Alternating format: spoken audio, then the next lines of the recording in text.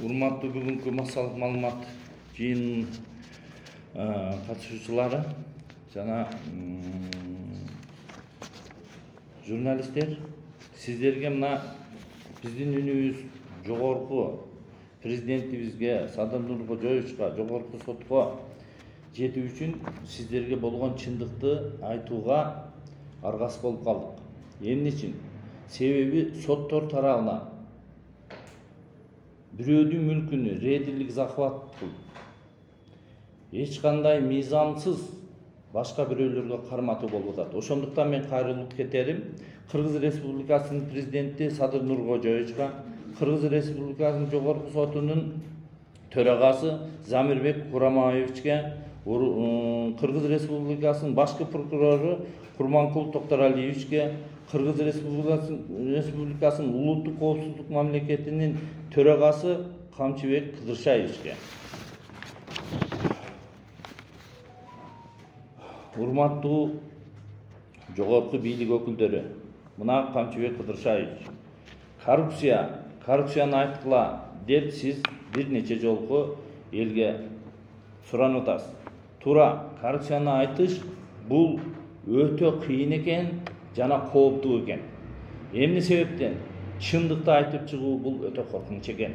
Мына мен сиздерге соттор тарабынан рейдерлик захват болуп аткандыгын жана мүлк фонду тарабынан баскынчылык болуп аткандыгын сиздерге кайрылып кетким келип атат. Ал эми Ош областынын райондук аралык сотунун судьясы Жаныбекова мүлк фондунун өздүгүн тактабай туруп, бул ишке тарап болбосо да, даттануу мөөнөтү өтүп кетсе да, өндүрүшкө алып, башкы прокурордун билдирүүсүндө келтирген жогорку соттун бир нече жолку чечимдери күчүндө турса да, жана Ош областык прокурордун сотко катышуусу Төлөшевдүн мүлк фондунун соттук отурумуна келтирген доосу мыйзамсыз экендигин далилдеп айтып турса да, судья Жаныбекова жогорку соттун акыркы даттанууга жатпайт деген күчүндө турган бир нече жолку чечимдерине карама каршы өзүнүн чечимин чыгарды. Бул эмненин таасири? Бул мүлк фондунун президентибизге Садыр Нуркожоевичтин талабы дегендин таасири болуп отурат. Урматтуу Садыр Нуркожоевич, Кудайдын кудурети менен ыйык болгон Меккедеги элибизге кылган дуаларыңызды, зыяратыңызды кабыл болушуну чын жүрөктөн каалап кетемин. Жана Кыргыз Республикасы мамлекетинин өнүктүрүшүнө, өсүшүнө чоң салым кошушуңузду мен билемин жана сиздин кылып аткан кызматыңызды баалаймын. Бирок мыйзамсыз мүлк фондунун соттор тарабынан өз кызмат абалынан пайдаланып, рейдерлик баскынчылык жолу менен бирөөдүн мүлкүнү тартып алуусуна сиз жол бербейсиз деп ишенемин. Жаныбекова мыйзамсыз, судья Жаныбекова мыйзамсыз чегинен чыгып, жогорку соттун бир нече жолку күчүндө турган чечимдерине эске албай, аларды иликтебей туруп, биздин мүлккө болгон укугубузду жокко чыгарып, мамлекет мүлк фондуна өткөрүп салды. Урматтуу Садыр Нуркожоевич, Конституциянын гаранты катары сизден суранып кетемин. Биздин менчикке болгон укугубузду кайтарып бересиз. Жана өзүнүн туура эмес чыгарган чечимин Жаныбековага мыйзам чегинде чара көрөсүз деген ойдомун. Урматтуу Садыр Нуркожоевич, сиздердин кылып аткан ишиңиздерге карама каршы жана сиздердин саясатыңарга карама каршы чечимдерин чыгарган судьялар өз жазасын тартат деп ойлоймун. Биз добросовестный покупательбиз. Биз менчик ээлери чындыкты гана коопсуздук болсо дагы айтып чыгууга аргасыз болуп атабыз. Мына улуу урматтуу Садыр Нуркожоевич, биздин генеральный прокуратурабыз бизди текшерүүнүн негизинде tekşерүүнүн негизинде 06.04.2003 жылы бизге билдирүү берип атат. Мына билдирүүсү. Билдирүүдө 1996 жылы 626 токтомдун негизинде Кыргыз Республикасынын өкмөтүнүн мүлк керектөө кооперациясын берилген разделительный баланс менен токтом чыккан. Ошол токтом мына урматтуу президентибиз, мына улуу урматтуу бийлик өкүлдөрү Камчыбек Кыдыршаевич, мына ошол 96 жылгы токтом. 626. Бул жерде прокурор мүлккө болгон укугуңар соттордун чечиминин негизинде күчүндө турат деп билдирүү берип атат. Мына ошол разделительный баланс. Бул жерде ушул разделительный баланс мамлекеттики жана обл потребсоюздуку болуп бөлүнгөн. Бул бөлүнгөндүгүнүн ошол эле фонд мүлкү, ошол эле мамлекеттик фонд мүлкү өзүнүн подписи менен бөлгөн. Бул жерде правительстводон чыккан токтомдо бардыгынын кол подпистери турат. Ушул эле правительстводон чыккан токтомдун ишке аткаруу боюнча Ош областынын администрациясынын тарабынан 626-1996 жылкы токтомду мына акты менен ошол эле ФУГинин катышуусунун негизинде ошол эле мүлк бөлүштүрүү аткарылып атат. Мына бул жерде дагы мамлекеттики жана обл потребсоюздуку болуп мул бөлүнүп атат. Ушул эле бөлүнгөн мүлктү мына мүлк фонду өзүнүн билдирүүсүндө мына айтып кетип атат.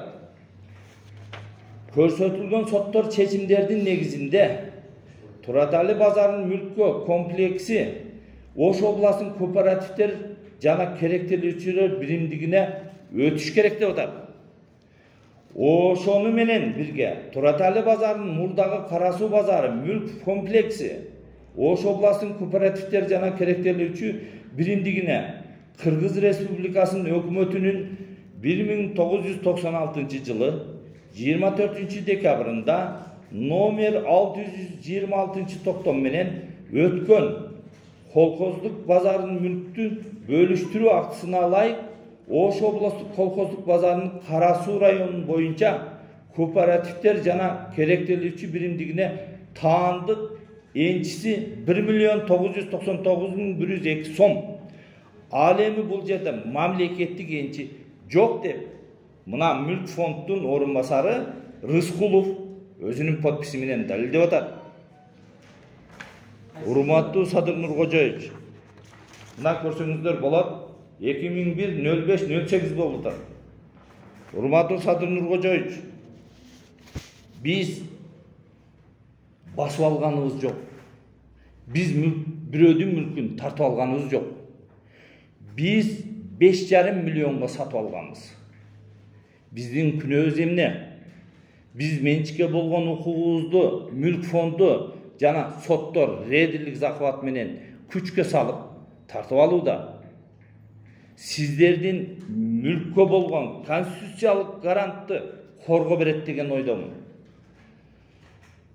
Бул бир эле далил эмес. Урматтуу президентибиз, буга дагы бир далил бар.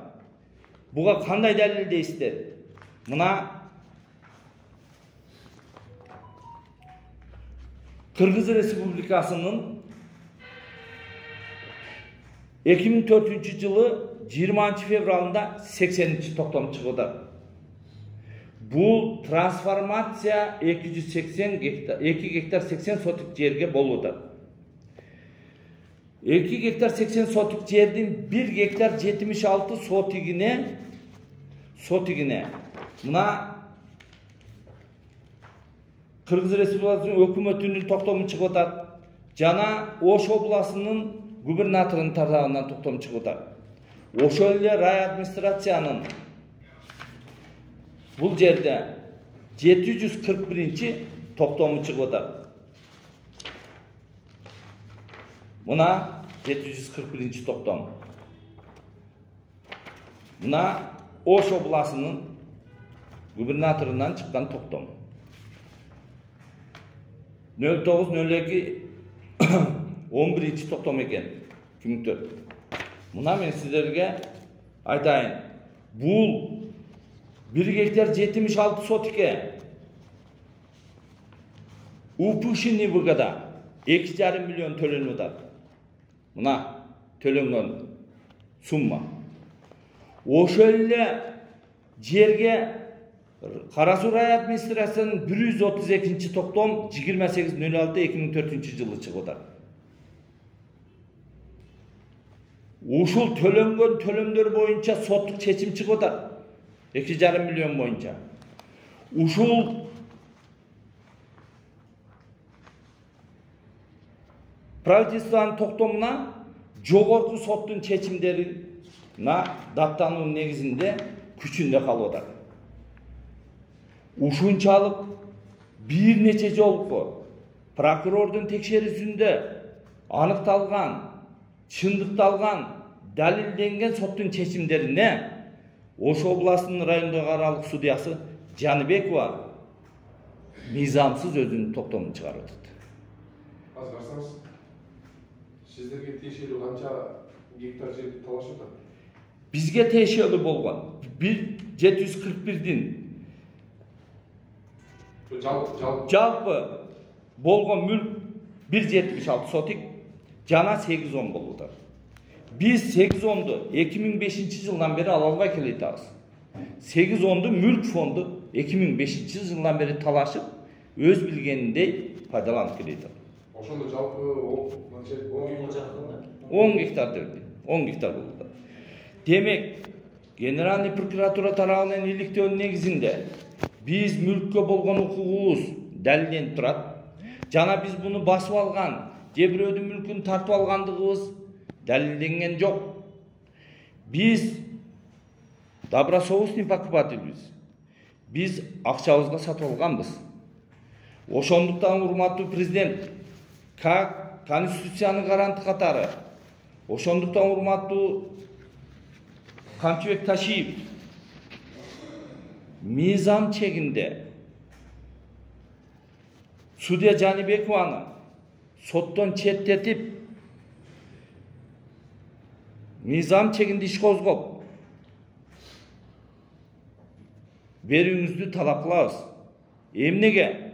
Сиздердин мамлекеттин өндүрүү саясатыңыздарга, сиздердин келечекте Кыргызстаныбызга дүйнөгө таанытамын деген саясатыңыздарга Жаныбекова окшогон судьялар карама-каршы иш алып барып атат.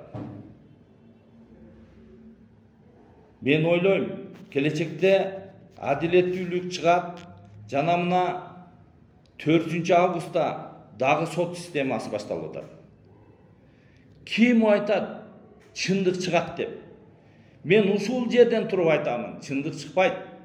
Себеби мына өзүңүздөр көрүп атасыздар. Мүлк фонду президентибиздин атын жабынып атат. Президентибиздин саясаты деп атат.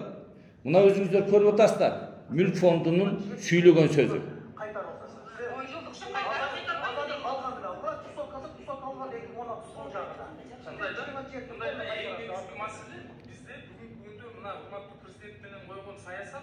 Баягы туура эмес сатылып кеткен, туура эмес берилген жерлерди бүт мамлекетке тиешелүү бар кайтарып, мамлекеттин байлыгы дайра ордуна коелу деген задача болуп атат. Ошону ошондой задача сиздерге мындай кагаз бөлүмүндө берип, ошолорду кайтарган мамлекет. Вот именно ошол. Эгер толук сатып атпайбы? Эгер мамлекеттик иштардан чечимге кантип сатып атат? Жана ошо коюлуп, күлпөсү толук көтөрүлөт. Журналист сиз карапташсыз. Журналист менен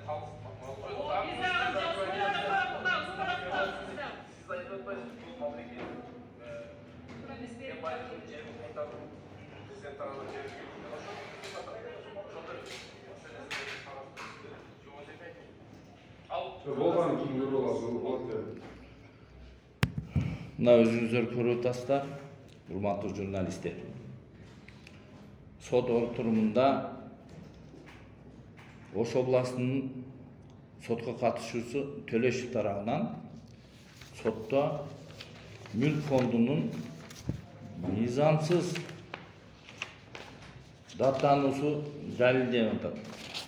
Бирок сот муну да четке кагып атат. Прокуратура Төлөшева. Төлөшев. Төлөшев Ош областынын прокурорунун сотко катышуучусу.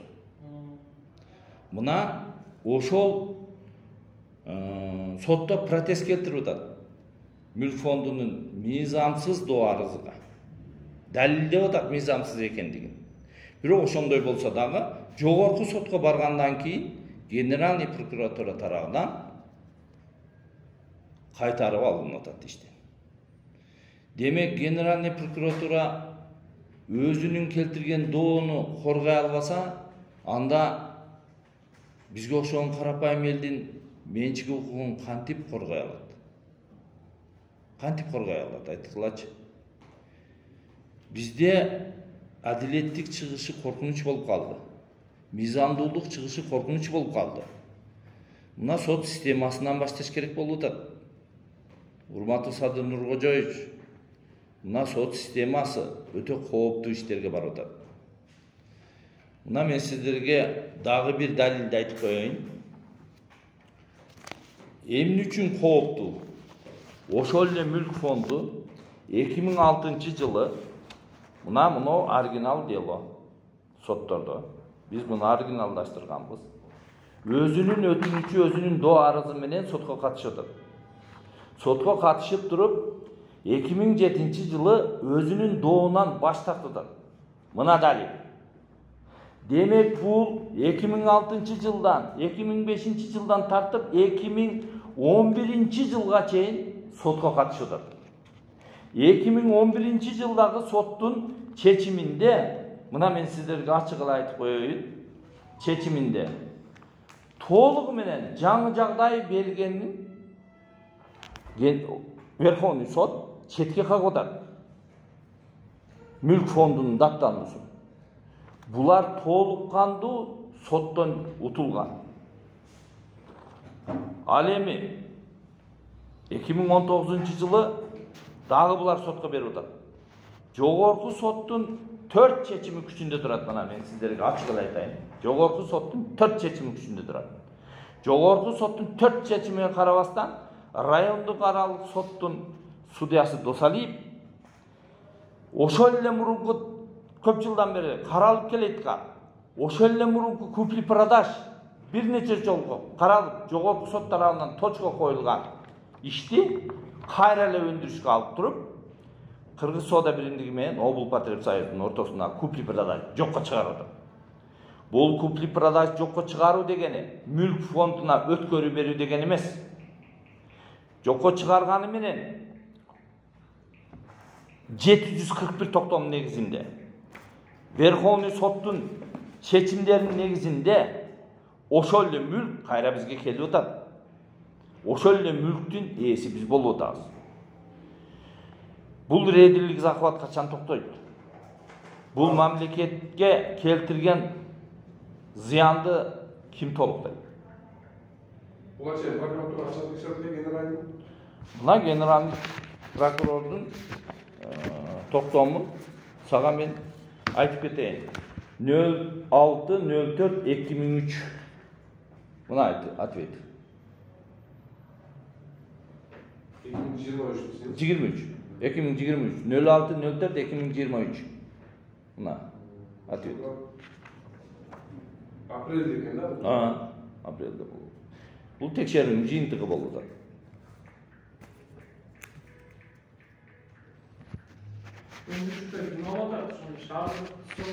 Райондук аралык соттун судьясы Жаныбеков болуп атат. Мына сиздерге дагы бир далилди айтып кетейин. Мына ошол эле фонд мүлк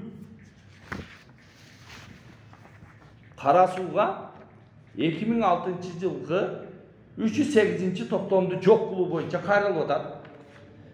Буну жогорку сот Мына сіздерге ачык эле айтайын. 2023-жылы 12 апрелде берип атат.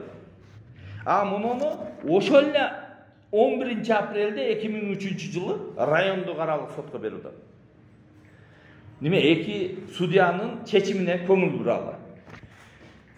Мына жогорку сот мүлк фондуну бул жерге сен 2006-жылы катышкан экенсиң, билген экенсиң деп туруп, архивный делону изчат этип туруп четке кагып атат. Мүлк фондунун даттануусун. Ал эми ошол эле райондук аралык судьянын судьясы Жаныбекова далилденип турса дагы, жогорку соттун чечимдери күчүндө турса дагы, буну өндүрүшкө алып туруп, даттануу мөөнөтүн калыбына келтирип салып атат. Мына бул судьяларга эмне эки башка законбу? Биз түшүнбөй калдык. Же Кара Сууга башка закон, Ош областын Мезди районундагы аралык судьясы Жаныбековага башка законбу? Бул мыйзамсыздыкка ким точка коет? Бул мыйзамсыздыкка урматтуу Садыр Нуркожоевич, сиздин көзөмөлүңүздүн негизинде Камчыбек Кыдыршаевич коет деген ойдомун. Урматтуу Камчыбек Кыдыршаевич, сиз мени кабыл аласыз деген ойдомун. Сиз чындыкты, чыркырап аткан чындыкты, адилеттүүлүк тарабы деп ойлоймун. Ошондуктан мени кабыл алсаңыз, болгон чындыкты, болгон адилеттүүлүктү мен сиздин алдыңызда далилдеп бере аламын. Көңүл бурганлыгыңыз үчүн чоң рахмат. Сиздердин ишиңиздерге ийгилик каалап, мен ушул кайрылуумду жыйынтыктайм.